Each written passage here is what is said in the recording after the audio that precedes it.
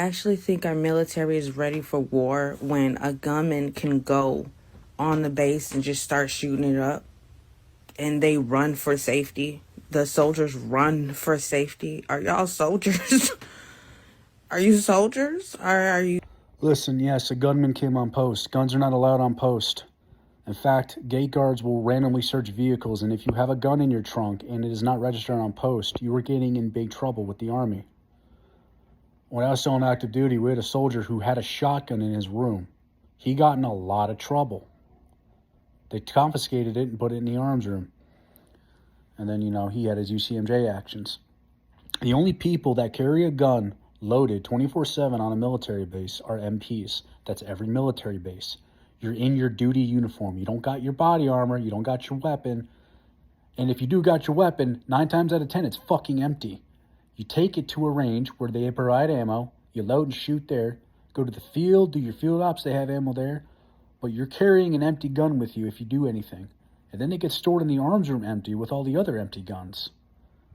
So let's say this shooter went to a company on Fort Gordon and decided to shoot that motherfucker up.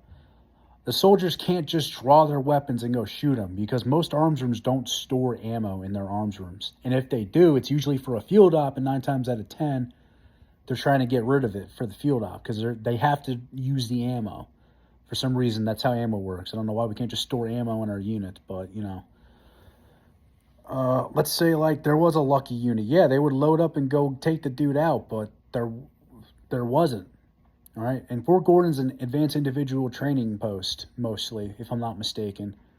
So dudes are not walking around with guns. They're walking around with camelbacks in either their PT uniform or their duty uniform going from class to class because they're in advanced individual training. And the gate guards randomly search you, but guess what? The dude could have had the gun in his waist and gone through the gate. And they probably searched his car and said, all right, you're good. Snuck the gun on post. They don't question you if you have ammo. They're just like, hey, make sure you don't take this to the barracks. It's against barracks policy. Okay, cool. So it's very easy that he could have snuck the gun on post. And yes, are you going to charge a guy with a gun? Are you going to go against a guy with a gun with your bare hands? Lady, you sound like a fucking Terminator. Like, you going to take down a gunman by yourself? Are you going to save Fort Gordon next time there's a shooter?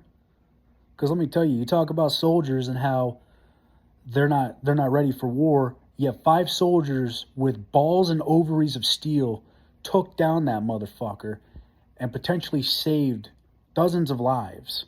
You're not even talking about them. You're just talking about how weak our military is when you look like you should be hosting the fucking View. I don't know who